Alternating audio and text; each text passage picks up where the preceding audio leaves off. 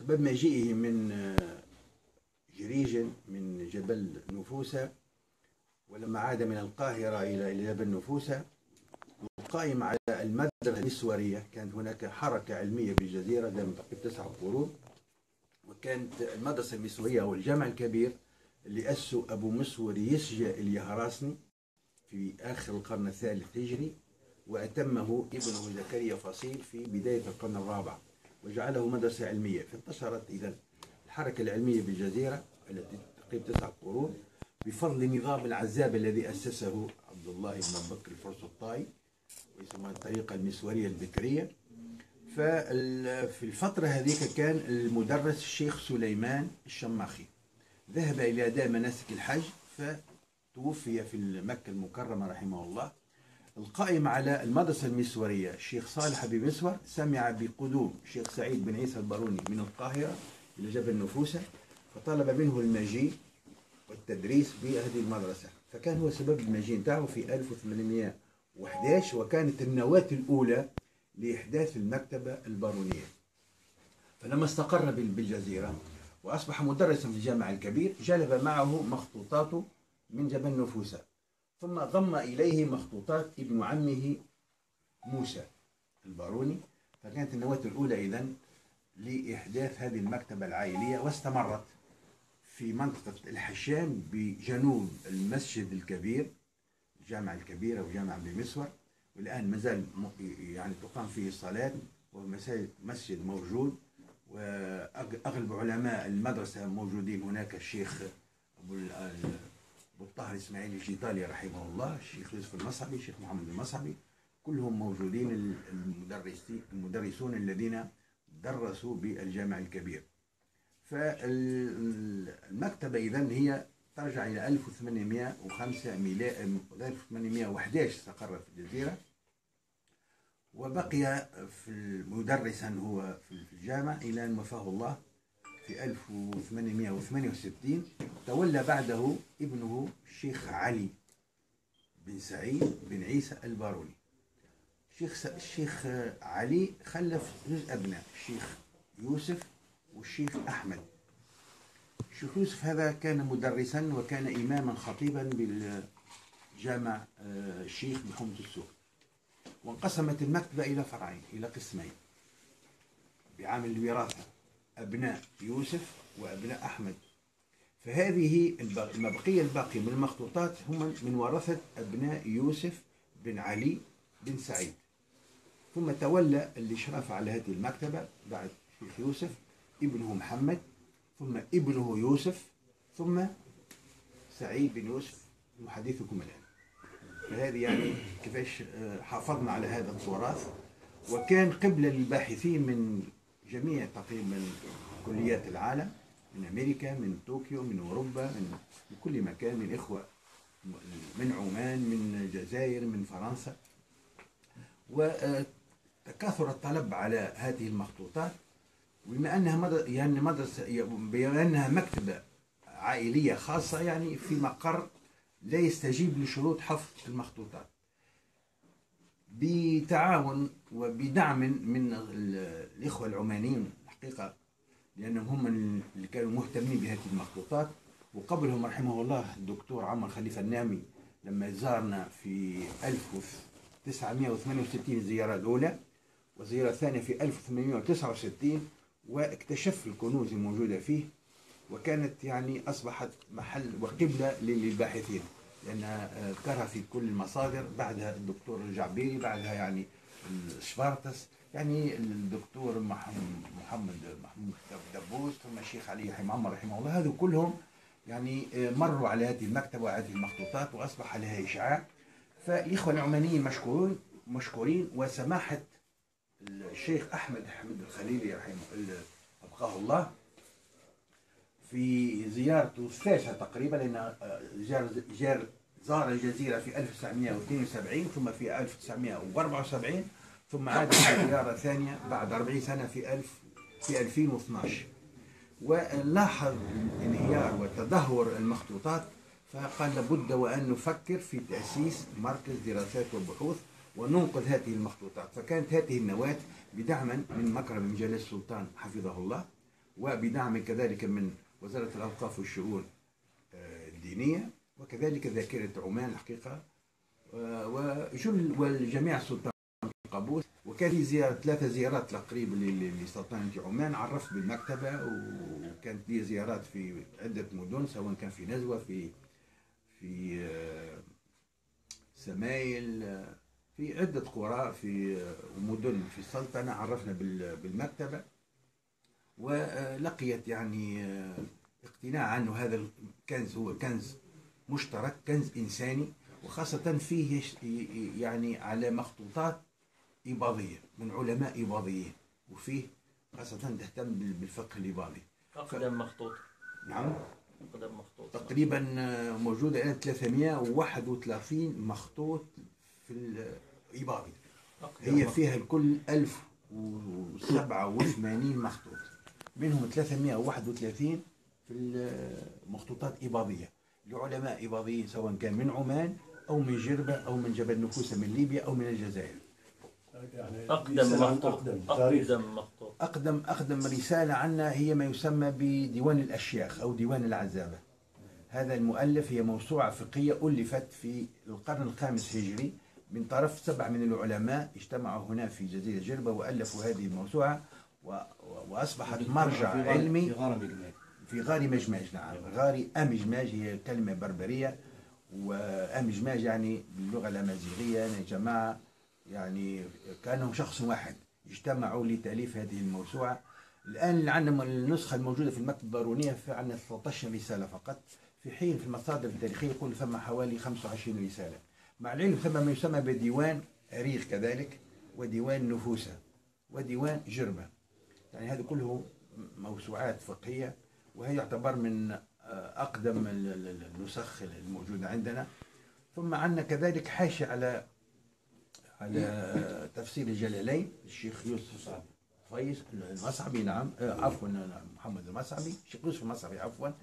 وهذا المخطوط قام به الحقيقة، اكتشفوه طلبة عمانيين قاموا بالتحقيق، وهم اللي علمونا وأنه هذه النسخة الوحيدة. طافوا بعدة مكتبات فيها مخطوطات، النسخة الوحيدة عندنا في المكتبة البارونية هي حاشية على شرح الجلالين للشيخ يوسف المصعبي.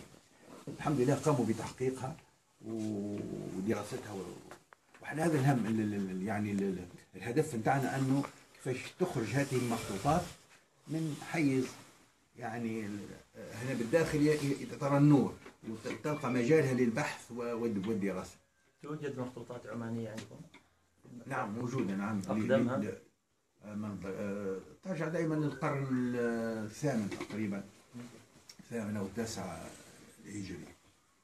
وكشهادة أنا أكمل يعني على كلامك شيخ سعيد، أن هذه المكتبة تعتبر من المكتبات ذات القيمة في التراث الإباضي. أنا شخصيا وحدي لما كنت أشتغل مشروع الدكتوراه وجدت هنا يعني بغية معينة لما أجده في مخطوطات أشرت لها في دراستي. نعم. وأخذت منها مادة في الدكتوراه.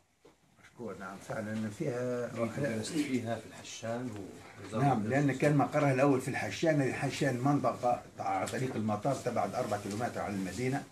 فبفضل الله سبحانه وتعالى وبفضل مكرمة جلالة السلطان ومساعي سماحة المفتي حقيقة فكرنا أن نحدث هذا المقر يكون في المدينة، ويفتح كامل أيام الأسبوع ما عدا الجمعة والأحد طبعا، لأن قبل في ما مضى كان كما قال الدكتور وأنه يجي حسب الموعد، تفتح حسب الطلب. يجون الإخوة أمثالكم من عمان من ليبيا من الجزائر من فرنسا من أي مكان من أي أستاذ كان، فنفتح له المجال، لكن لفترة ضيقة جدا. الملفت النظر هو أنه لاحظنا وأنه الأجانب والمستشرقين مهتمين بتراثنا أكثر منا. وفد من جامعة ميشيغان بأمريكا تقريبا 60 أستاذ جاءوا مهتمين بالتراث الإباضي. كذلك الأستاذ الدكتور يوهي كوندو هذا في جامعة طوكيو باليابان، قال أعلمني كونه زار سلطنة عمان ومتخصص في الفقه الإباضي والدراسات الإباضية. ما شاء الله. هذا يوهي كوندو. إلى جانب أوروبيين ألمان شبرتس. نعم يعني لها أصبحت لها إشعاع بفضل الباحثين والعلماء مثالكم، فنحن سعداء جدا باستقبال بهذا الفضاء اللي هو فضاكم والمكتبة مكتبتكم إن شاء الله. جزاك الله خير. مفتوح مشكور. لكل الباحثين من كل مكان، نعتبره كنز بشري إنساني، يعني لابد أن يرى النور وأن يتاح للجميع للبحث والدراسة. مشكور، جزاك الله خير. هذه مخطوطات مصورة هذه؟ لا، المصورة الآن قامت جمعية أبي إسحاق طفيش الإماراتية، عملنا تقريبا 4 دورات، جاوا في كل مرة تقريبا يبقوا شهر ونصف. قاموا العملية الأولى بعملية الفهرسة ثم بعملية التصوير، لكن يعني ركزوا على الكتب الإباضية فقط، وهي الخزانة الأولى والثانية، فأنهوا كل ما يهم الكتب الإباضية. بقي الآن البقية الباقية، احنا عندنا برنامج لفهرستها وتصويرها، ثم المشكل اللي نعانوا منه الآن هو الصيانة والتعهد. فعلا هو كان الفكرة سماحة المفتي أبقاه الله يعني احتار وقت في زيارته الأخيرة عام 2012 إلى المكتبة وفتح بعض المخطوطات بدأت تتلاشى بين يديه. قال كيف؟ ما السكوت على هذا؟ فكانت هي المنطلق. وفعلا نحن بعض الكتب الآن مهددة بالتسوس، حشرة الرمة، يعني الرطوبة، هذه كلها نعاني منه، ونسعى الآن جاهدين على أن نوجد هذه العقاقير لتعقيم هذه الكتب لمداواتها، ثم إلى إعادة يعني تنظيفها وترتيبها. ومشكورة ذاكرة عمان، اتصلنا تقريبا مدة شهر بمراسلة، هم على استعداد أن يجيوا هنا فريق لمعالجة الورق، وهذا مهم جدا. ونحن نبحث الآن على آلة التعقيم، لأن آلة تعقيم يوضع فيها الكتاب مدة 24 ساعة يقتل كل الجراثيم هذه. إذا كان لم نسرع بهذه الإنجاز فربما بعد 4-5 سنوات تتهرى فعلا المخطوطات، وبدأت تتآكل ويزداد يعني السوس وأيضا طريقة الصف، لأنه يفترض كل عملناها بالطريقة هذه باش حتى لأن الورق لا يتحمل أن يوقف هكذا. ثانيا نجد عدة يعني مخطوطات بدأت تتآكل السوس، يعني بدأ يأكلها وينخر فيها حتى أن الكتابة أصبحت غير واضحة. هذا جزاك الله خير يا شيخ سعيد، متواصلين إن شاء الله. في نسخ يعني مصورة لهذه المخطوطات؟ نعم، بالنسبة للجزء الأول جزء الفقه الإباضي كله مصور، والباقي في أشياء غير مصورة؟ هذه البقية بس مش مصورة. هي الآن بتقوم بها إن شاء الله ذاكرة عمان. احنا توا ذاكرة عمان نتفق معهم، ننتظر في مراسلة الأستاذ محمود الصقري، لأن بعث له مراسل، بعث مقترح ورجعت له على أساس يعرض على مجلس الإدارة حسب ما يبدو. أنا في انتظار العرض منهم، والمكتب مكتبتهم مفتوحة لهم. جزاك الله خير يا شيخ سعيد. أنت أخبرتنا بأن هذه المكتبة الأصلي نعم انقسمت إلى قسمين. نعم. هذا القسم الأول والقسم الثاني أين كتبها؟ مع الأسف تلاشت، علما وأن مش هذا مش القسم الأول فقط، لأن جدي اللي تولى الإشراف على المكتبة، نعم. لأن قلنا هو الشيخ سعيد بن عيسى، ثم تولى ابنه علي، ثم أبناه أحمد ويوسف. يوسف كان إمام خطيب، نعم. هو اللي نصف يوسف بقي، ثم ابنه محمد نعم. كان مولوع بجمع المخطوطات، وكان كذلك إمام خطيب وكان شيخ يعني، نعم. فأثرى الكتب بشراء المخطوطات، لأن كانت في القديم لا تخلو بيت في جربة ليس لها مكتبة، ليس لها مخطوطات. جاء بعد جيل أنه لا يعرف قيمة هذه المخطوطات، ثم ربما من يعني تطير منه، ثم من رماها في الآبار. فجدي رحمه الله، أنا نذكر صغير معه، كان يأتي للسوق فيشتري أكياس من هذه المخطوطات فضمها إلى هذه المكتبة، فكان يعني أصبح هذا العدد الهائل من المخطوطات. من بينها القسم الثاني يعني. نعم. من بينها القسم الثاني لمكتبة الوطنية. انضمت إلى بعضها لأنه عادش نجم نفرق بين الأصل والزيادة. ثم فيما بعد أن تولى الوالد يوسف رحمه الله بالإشراف عليها وفهرستها، ثم عملنا قسم المطبوعات الآن موجود حوالي تقريبا 3500 عنوان. جمع هو كثير وأنا جمعت الكثير، فكانت النواة يعني لقسم المطبوعات. والآن عاملين حملة حتى في داخل الجزيرة بعد ما فتحنا هذا المقر هدايا على قيمة المخطوطات، بعض العائلات يعني أصبحت واعية وجبت لنا بعض المخطوطات من عندها وكانت قيمة جدا. وخاصة وقت اللي شاهدوا فريق جمعية أبي إسحاق طفيش وهي تصور وتنقذ هذه المخطوطات، فأبدوا عن رغبتهم على أن ينقذ مخطوطاتهم ويسألوا عن كيفية المعالجة والمحافظة والصيانة، وأصبح هناك اهتمام بالمخطوط. وعرضنا عليهم أستاذ محمد، وعرضنا عليهم أنه كانوا يمدونا بهالمخطوطات نصورها، ناخذ منها نسخ، ثم تبقى هنا في المركز في المكتبة، ثم تسلم لهم الأصل. ثم البعض من قال أنا عندي 5 أو 6 كتب أريد أن أحفظها عندكم على شريطة، نقول هذه هدية من المرحوم فلان وخلي الذكرى والده. فنحن مستعدون إلى أن نضع جناح لهؤلاء الناس، جناح الهدايا. الهدايا نعم.